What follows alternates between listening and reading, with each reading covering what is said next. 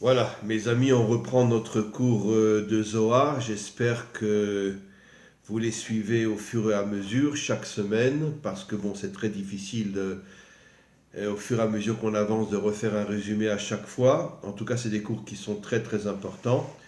On continue. Le verset dit Be'artsenu, notre terre. Notre terre fait bien sûr allusion à la terre d'Israël. Et le Zohar dit notre terre fait allusion à quoi?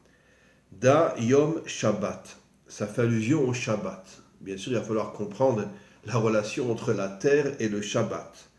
Mais pour l'instant, je lis le commentaire. Zeu Yom HaShabbat, la terre d'Israël fait allusion au Shabbat, c'est-à-dire le septième jour, le jour de repos, qui Eretz Isod HaMalchut. Alors, il commence à expliquer de manière très profonde. Comme on le sait, je vais moi-même après détailler un peu plus, la terre fait allusion à la tribu qu'on appelle la tribu de la Malchut, puisque comme on le sait, la tribu de la Malchut, c'est le dernier des attributs divins, qui est tout en bas, qui est dans ce monde matériel. Et aussi, comme on le sait, tout le but de la délivrance finale est de dévoiler Dieu comme roi dans ce monde, comme dirigeant de ce monde. C'est pour ça que le monde d'en bas, la terre, et en particulier la terre d'Israël, où se dévoilera véritablement la royauté d'Hachem dans le monde entier, mais la source du dévoilement de cette royauté sera dans la terre d'Israël, à Jérusalem. Et donc, on n'a encore pas compris quel est le lien avec le Shabbat, on va voir doucement, mais en tous les cas, pour l'instant, j'explique que l'attribut de la Malchut, qui fait allusion à ce monde matériel, fait allusion au dévoilement de Dieu dans ce monde matériel. Comme on l'a souvent expliqué dans de nombreux cours, Dieu ne tient absolument pas, comme malheureusement l'expliquent toutes les religions mensongères, Dieu ne tient absolument pas à rester là-haut, Dieu ne tient absolument pas à rester dans le monde spirituel. Tout le but, toute la raison profonde, essentielle, authentique pour laquelle Dieu a créé le monde matériel, c'est justement pour se dévoiler dans le monde matériel, comme le disent nos maîtres, Nitava Akadosh Baruch Hu Liotlo Dira Batartonim, Dieu a le désir profond de se dévoiler dans le monde d'en bas et de ne pas rester coincé dans le monde d'en haut. On continue le commentaire, chez Ikar Aliyata Ibe Shabbat. Alors maintenant on va comprendre quel est le lien entre la terre et le Shabbat. La terre représente la Malchut, c'est-à-dire l'avenir de la terre de dévoiler Dieu comme roi de ce monde. Et regardez ce que dit le commentaire, chez Ikar Aliyata Ibe Shabbat. C'est-à-dire que la terre, la matérialité, s'élève le jour du Shabbat. Qu'est-ce que cela veut dire? Rotzelomar, c'est-à-dire chez Az Mityached Yesod Bemalchut. L'attribut du Yesod, on va expliquer dans quelques instants, se lie, s'unit avec l'attribut de la Malchut, c'est-à-dire la matérialité s'élève et se connecte à une dimension spirituelle qu'on appelle le Yesod. Anikret Eretz, la Malchut encore une fois s'appelle la terre. On explique. Alors qu'est-ce que c'est le Yesod?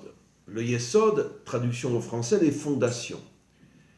J'ai expliqué déjà des dizaines de fois que lorsque l'on construit une maison, il faut d'abord des fondations, sinon la maison s'écroule. De la même manière, pour qu'un arbre pousse, il lui faut des racines. Pour qu'un fleuve existe, il lui faut une source, c'est-à-dire il y a toujours une origine qui est, d'une certaine manière, le point de départ de ce qui va devenir par la suite un arbre, un fleuve, etc., etc. De la même manière, une maison tient sur les fondations. Mais les fondations, comme on le sait, elles sont complètement cachées. Quand quelqu'un vient acheter une maison, il ne demande pas à voir les fondations. Alors, qu'est-ce que signifie que les fondations sont cachées? Les fondations font allusion au monde intérieur, au monde qui n'est pas visible. Comme on le sait, le monde de la matière, c'est le monde visible. On voit des maisons, des voitures, des arbres, etc. C'est le monde visible. Mais par contre, le monde invisible, qui est, comme ce que l'expliquent nos maîtres, l'essentiel de ce monde, c'est-à-dire la dimension spirituelle, qui n'est absolument pas visible. Est-ce que quelqu'un voit que Dieu dirige ce monde? Est-ce que quelqu'un voit toutes les énergies spirituelles qui sont cachées dans ce monde? Personne ne voit rien. Et donc c'est la raison pour laquelle la dimension spirituelle est appelée les fondations, pour deux raisons. D'abord parce qu'elles sont complètement cachées, et tout le travail de l'homme est d'arriver à dévoiler le monde caché, c'est-à-dire à se connecter justement à cette intériorité qu'est le monde spirituel, et qui est en même temps, ce monde-là, les fondations du monde matériel. C'est-à-dire que le monde matériel, même si personne ne le comprend, même si personne ne le voit, et la majorité des hommes ne l'admettent pas, le monde matériel repose sur le monde spirituel. C'est-à-dire, qu'est-ce que cela signifie que le monde matériel repose sur le monde spirituel? Ce monde matériel est rempli d'énergie spirituelle que personne ne voit, que personne ne ressent, et c'est ce que nos maîtres appellent le Or Haganuz, la lumière cachée. C'est-à-dire que pendant tout le temps de l'histoire, ce que l'on peut appeler le temps de l'exil, car ce n'est pas seulement Israël qui est en exil, mais l'humanité tout entière, puisqu'on est dominé, transformé en esclaves, en robots, en moutons, par toutes les forces obscures qui dirigent ce monde, évidemment que personne ne croit que le monde repose sur le monde spirituel. Mais au moment de la délivrance, le Or Haganuz, la lumière cachée, va se dévoiler, et à ce moment-là, on se rendra compte qu'on a vécu dans un mensonge pendant des millénaires, exactement ce que dit le roi David, au moment de la délivrance, Azaïnu kecholmim, on se rendra compte qu'on a rêvé pendant toute l'histoire. Ça veut dire quoi qu'on a rêvé? On dormait, on était complètement ailleurs, on vivait dans des illusions. C'est quoi un rêve? C'est une illusion. Et donc, quand on dort, on est complètement déconnecté de la réalité. Et à ce moment-là, notre esprit, finalement, nous fait voir des choses qui ne sont pas vraiment réelles. Au moment de la délivrance, on va se rendre compte qu'on a vécu dans un monde de mensonges, exactement ce que nous disent nos maîtres, Alma de Shikra, le monde du mensonge. Et donc, la délivrance va permettre cette connexion avec l'intériorité de ce monde, qui sont les fondations, le monde spirituel. Et à ce moment-là, on se rendra compte que sans le monde spirituel, on ne peut absolument pas vivre d'une manière authentique dans ce monde. J'ai souvent donné un exemple, j'ai souvent expliqué que malheureusement, contrairement à tout ce qu'on nous enseigne, on explique que le tzaddik, que le juste authentique, c'est celui qui justement ne vit que de Torah et que de prière, etc. C'est l'un des plus grands mensonges jamais émis dans ce monde. C'est faux. Le seul qui est appelé tzaddik dans notre Torah, c'est Yosef. Et pourquoi? Parce qu'il était dans ce monde matériel. Pendant 80 années, il a dirigé l'Égypte. Et malgré toutes les épreuves, toutes les tentations, toutes les séductions, il n'est jamais tombé. C'est-à-dire que le juste est quelqu'un qui est dans ce monde et qui ne tombe pas. Mais comment c'est possible d'être dans ce monde et ne pas tomber? Parce que Yosef était connecté justement à toute l'intériorité spirituelle et morale de ce monde. Il était arrivé à se connecter et rien ne pouvait le faire tomber. Et donc c'est ça, pourquoi une maison ne tombe pas? Parce qu'elle est sur les fondations. Pourquoi Yosef n'est pas tombé? Parce qu'il a compris que pour ne pas tomber, il faut se rattacher à ces fondations qui sont le monde spirituel et moral, et c'est pour ça qu'il n'est jamais tombé. Maintenant, quel rapport avec le Shabbat? Parce que justement, le Shabbat est un jour où l'homme se déconnecte complètement de la réalité extérieure matérielle, et tout le Shabbat, c'est la reconnexion de l'homme. Pendant 6 jours de la semaine, il est complètement dans le monde de l'extériorité. Mais le Shabbat, il se déconnecte complètement du monde de l'extériorité et rentre dans le monde intérieur, dans le monde caché, dans les racines et les fondations de ce monde. Et ça, c'est le sens profond du Shabbat. D'ailleurs, le mot Shabbat vient de la racine shuv, qui veut dire retour. C'est-à-dire que l'homme sort du monde extérieur et rentre à nouveau dans le monde intérieur. Mais ce qui est très intéressant aussi, c'est que le Shabbat n'est pas un monde, comme je l'explique toujours, n'est pas une réalité où on est complètement déconnecté de la matérialité et on ne vit que dans le spirituel. Non, on construit la maison sur les fondations. Comme on le sait tous, nos maîtres nous disent que le moment le plus important du Shabbat, c'est les 3 repas du Shabbat, où on est à table avec son épouse, avec ses enfants, avec sa famille, et on mange. Ça veut dire que d'une certaine manière, on est lié à la matérialité. Pour bien nous faire comprendre que le plus grand mensonge, c'est justement se déconnecter de la réalité. Le Shabbat a pour but de sanctifier la matérialité. C'est pour ça que tu manges, Mais en même temps, tu chantes, tu dis des paroles de Torah, tu fais rentrer de la spiritualité dans ta matérialité. Et ça, c'est la véritable définition du Shabbat. L'union entre la maison et les fondations. L'union entre le monde matériel, qui est le seul que tu vois, avec le monde spirituel caché. Et ça, c'est le Shabbat. On continue. Deyu dugmat eretz achayim. Et à ce moment-là, le jour du Shabbat, la terre s'appelle Eretz Achayim, la terre de la vie. Sheu Olam Haba, qui fait allusion au monde à venir, comme on va le voir, qui fait allusion à la Bina. Olam HaNeshamot, le monde des âmes, Neshama. Olam HaNechamot, et le monde de la consolation. C'est un passage absolument extraordinaire. On voit maintenant le commentaire. Shechol Eluhem Kinuyim Labina. Tout ce qu'on vient de dire, le monde à venir, le monde des âmes, le monde de la Nechama, ça veut dire de la consolation, fait allusion à la tribu qu'on appelle la tribu de la Bina. C'est-à-dire, Rotzel Omar, c'est-à-dire, Shea Malchut Domé la Bina. La Malchut se connecte à la Bina, surtout au moment de la délivrance, qui kemoshe bina otsia et partsoufe zun al-yede yichud, de la même manière que c'est la bina qui fait sortir la neshama, qui fait sortir l'âme, on va expliquer.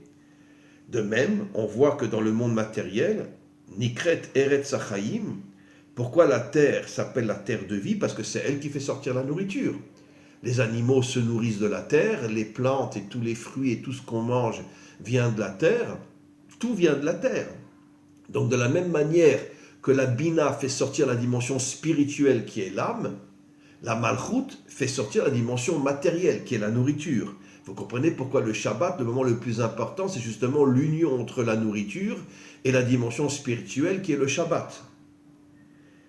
Donc, Ken, a Malchut Nikret Eretz, donc la raison pour laquelle la Malchut s'appelle la terre, comme on a expliqué, parce que, encore une fois, elle est construite sur le même modèle que la Bina.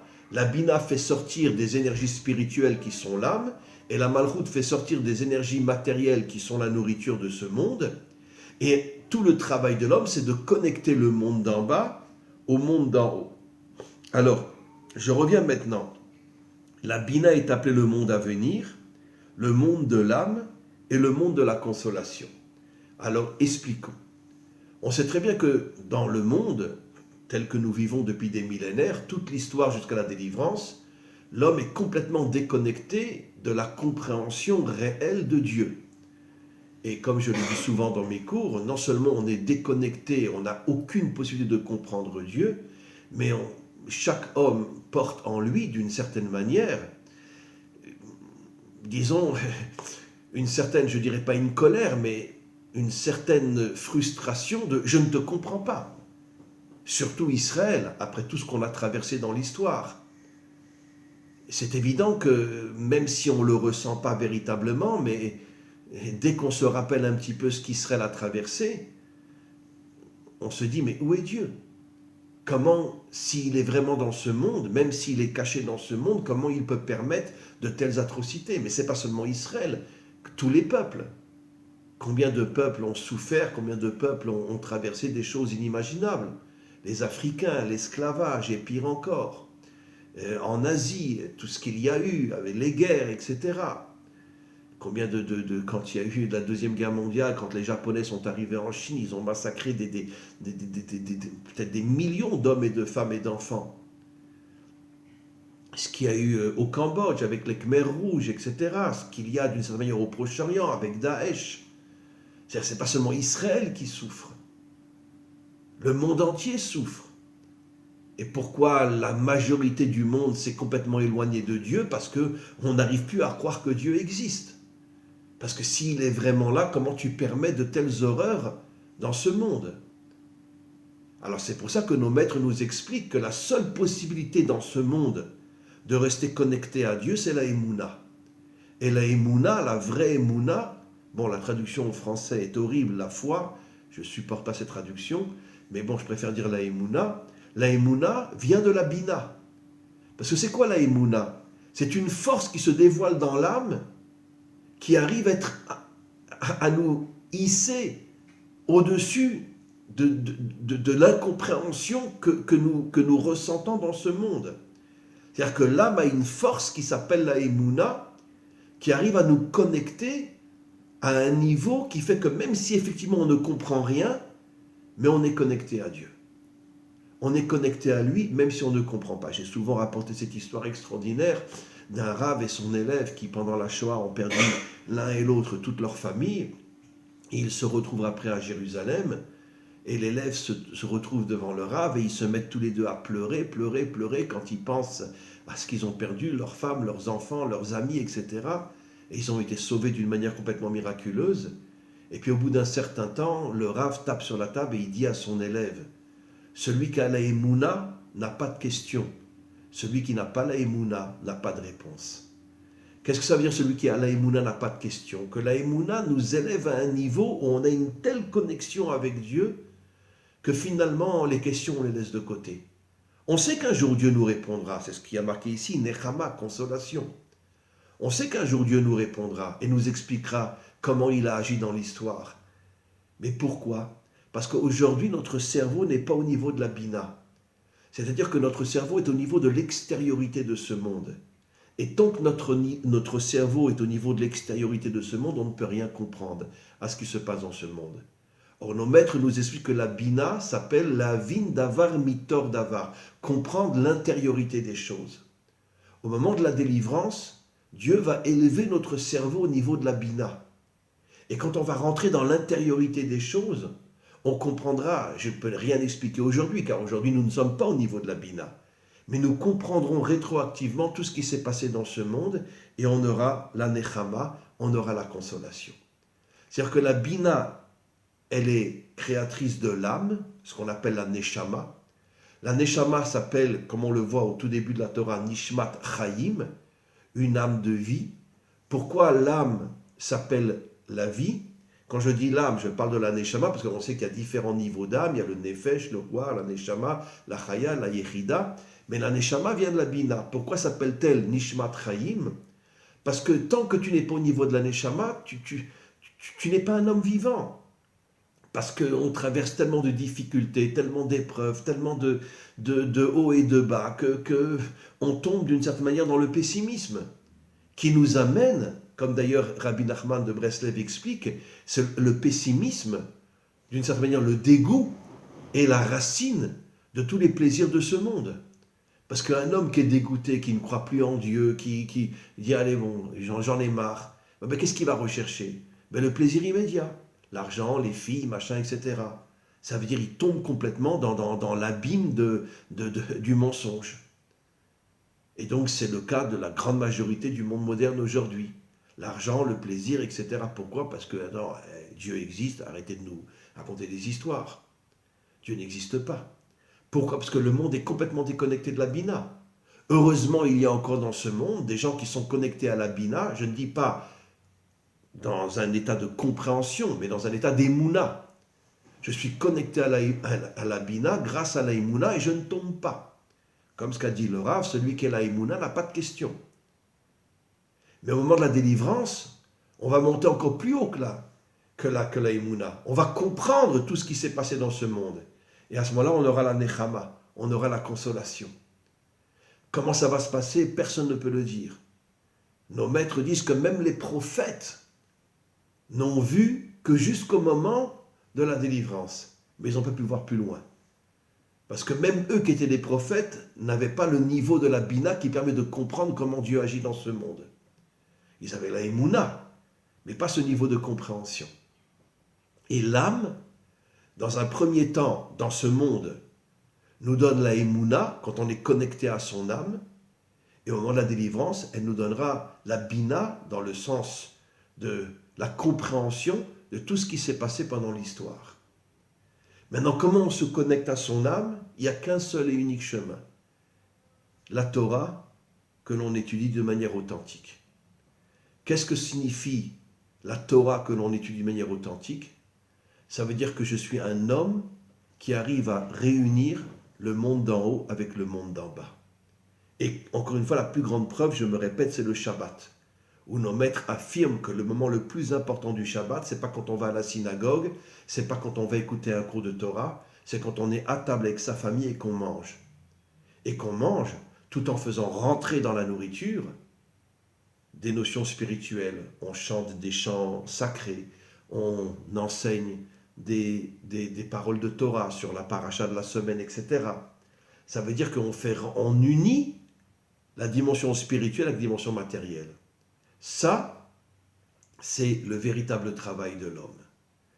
Et donc, on comprend d'une manière extraordinaire que la Nechama viendra nous faire comprendre tout ce qu'on a subi dans ce monde matériel, lorsque le Or Haganouz, lorsque la lumière cachée va se dévoiler, et à ce moment-là, on comprendra d'une manière inimaginable comment Dieu a pu, à nos yeux, laisser le monde se comporter d'une telle manière, et on comprendra que tout ça avait un sens, et que tout ça avait un but, et impossible aujourd'hui d'expliquer ce que l'on comprendra, mais un jour on le comprendra. On continue. Davar Acher, autre explication. Anitsanim, les fleurs qui poussent sur les arbres, Ilin Inun Avan, font allusion aux trois pères, Avraham, Yitzhak et Yaakov. Je continue à lire et après j'expliquerai. De'alou be'marshava, on dit que les trois pères sont arrivés à monter jusque dans la pensée de Dieu, qui est ce qu'on appelle la chokhma, la sagesse. Ve'alou be'almea de'ate, ils sont aussi arrivés à rentrer dans le monde à venir, qui est le monde de la bina, comme on a expliqué. Ve'idgenizu taman, et les trois pères, jusqu'au moment de la délivrance finale où ils se dévoileront à nouveau, sont cachés dans la chokhma, dans la sagesse et dans la bina. Leur âme est cachée là-bas parce que leur âme était véritablement connectée à la chokhma et à la bina. Le commentaire dit « Venignaz sham », leur âme est cachée dans ces deux attributs divins. « Veyanku misham hashefa va'amazon anaot laem lekabel » et c'est de ces deux sphirotes qu'ils ont, on pourrait dire, pris toute leur force qui leur a permis d'être les fondateurs d'Israël et les constructeurs futurs de l'humanité tout entière au moment de la délivrance finale. Umitaman nafku begnizo, et au Misham, le commentaire, donc de là-bas ils sont sortis d'une manière complètement cachée de ces deux attributs divins. Excusez-moi. Au Misham Yatsu be Esther, ils sont sortis d'une manière complètement cachée de ces deux attributs divins. Veratzelomar chez Misham Yatsu Chagat, et ils se sont dévoilés, Avraham dans la dimension du Chesed, je vais expliquer dans quelques instants, Yitzhak dans la dimension de la Gvura, donc Chesed la bonté, Gvura la rigueur, et Yaakov, Tiferet, l'union entre les contraires. Vegam Yatsa Hashefa Imaem Be'aelem, et ils ont fait descendre tout un flux de bénédictions dans ce monde, mais d'une manière qui est cachée, de manière à ce que toutes les forces contraires ne peuvent pas s'accaparer de ces forces-là. Alors, si bien sûr on est dans le Zohar, ce sont des textes extrêmement compliqués et profonds, et je vais expliquer. On va revenir sur la notion que les pères se sont dévoilés dans ce monde d'une manière qui est cachée. Au départ, leur âme était dans la Chokhma et la Bina, puis leur âme est descendue et s'est incarnée dans ce monde. Avraham s'est incarné dans la dimension de la bonté, du Chesed. Yitzhak s'est incarné dans la dimension de la rigueur. Et Yaakov, l'union entre la bonté et la rigueur, qui sont deux attributs à l'extrême opposé.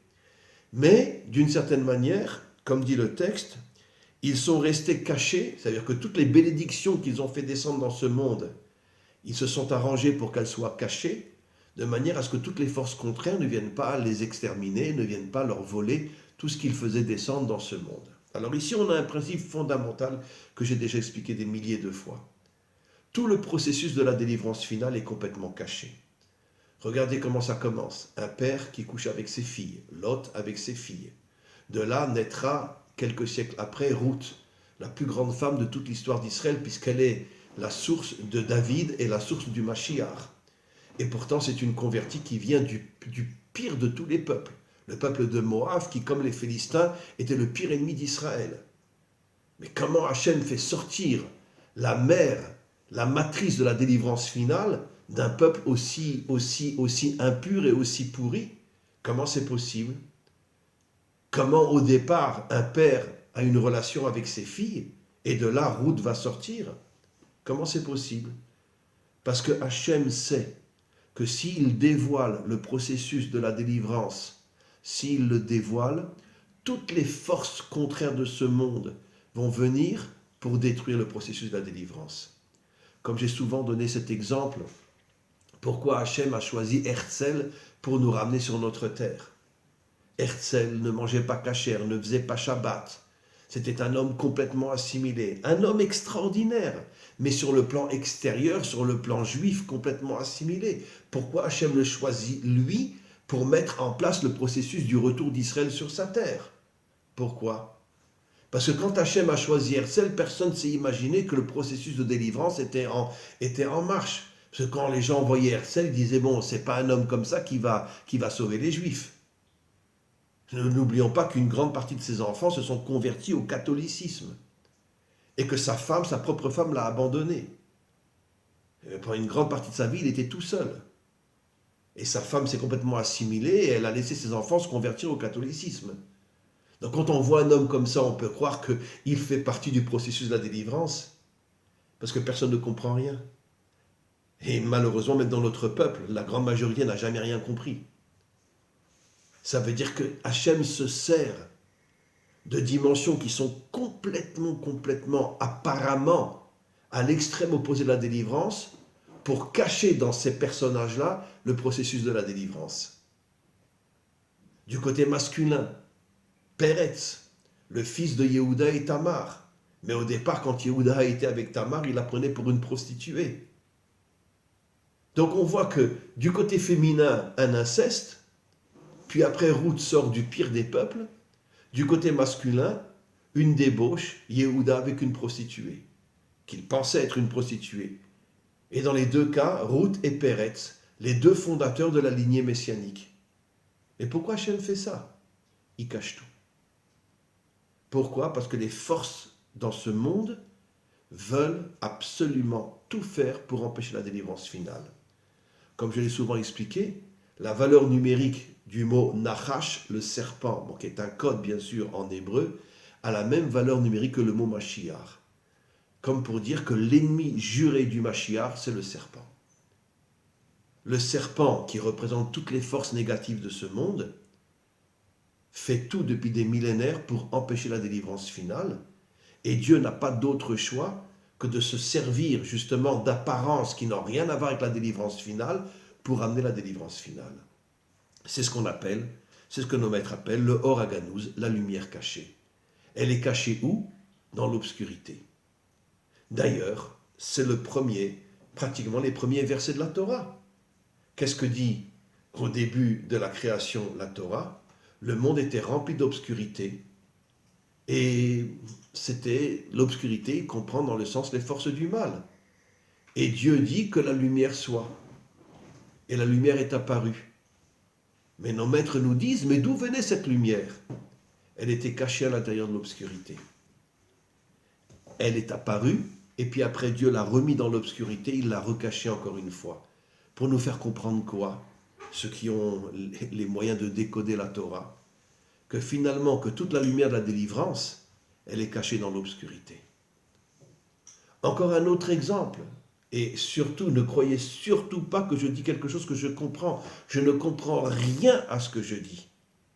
Mais d'un autre côté, en 1945, on ouvre Auschwitz, en 1948, on danse dans les rues de Tel Aviv et Jérusalem pour fêter le retour d'Israël sur sa terre. 3 ans seulement. Ça veut dire que, je m'excuse de le dire, je ne comprends rien. Mais apparemment, la lumière de la délivrance était cachée dans la Shoah. Même si on ne comprend rien, même si on a on pourrait dire, comme on dit Tahana, on a des reproches terribles à l'égard de Dieu. Mais d'un autre côté, on le voit dans les faits. On le voit clairement. En 45, on arrête la Shoah. En 48, on danse dans les rues de Tel Aviv et de Jérusalem pour fêter le retour d'Israël sur sa terre. Donc forcément, la lumière cachée de la délivrance était cachée dans la Shoah. Même si on ne comprend rien, même si on a des milliards de reproches à l'égard d'Hachem, comment tu t'es comporté avec nous. Mais un jour on comprendra. Un jour on comprendra. Donc maintenant je reviens à ce que j'explique. Les fondateurs d'Israël sont effectivement les fondations. Parce que leur âme vient de la Bina. La Bina, c'est cette lumière qui est complètement cachée. Les fondations sous terre qui soutiennent la maison. Et donc Hachem s'est arrangé pour faire descendre les fondateurs d'Israël et d'une certaine manière ceux qui reconstruiront l'humanité tout entière d'une manière qui est complètement cachée. De manière à ce que les forces obscures ne se rendent pas compte qu'il y a 3 hommes dans ce monde, y compris leur épouse, qui sont en train de reconstruire l'humanité tout entière. Ça prendra des siècles, ça prendra des millénaires, mais ils sont en train de reconstruire l'humanité tout entière. C'est ça la véritable Emouna. Arrêtez de chercher la lumière uniquement chez les grands. La lumière ne se trouve pas chez les grands. Ce sont des gens extraordinaires. Et moi je parle de la lumière de la délivrance. La lumière de la délivrance se trouve cachée dans l'obscurité. Et on le voit dans toute l'histoire. Mais malheureusement, jusqu'à aujourd'hui, on cherche tous la lumière là où elle est visible. C'est pas là-bas que se trouve la lumière de la délivrance. La lumière de la délivrance se trouve là où personne ne peut imaginer qu'elle se trouve. Dans les dimensions les plus obscures, parce qu'elle est cachée et elle prépare le chemin de la délivrance sans que personne ne le voie, sans que personne ne puisse le ressentir. Et au moment où cette lumière se dévoilera, rétroactivement on comprendra qu'on s'est trompé complètement. Comme dit encore une fois le roi David, on vivait dans un rêve. On cherchait la lumière là où elle n'est pas. Et personne n'imaginait qu'elle est cachée dans l'obscurité. Et c'est ça la véritable lumière de ce monde, la lumière de la délivrance. Amen, Vechen Yeh Ratzon.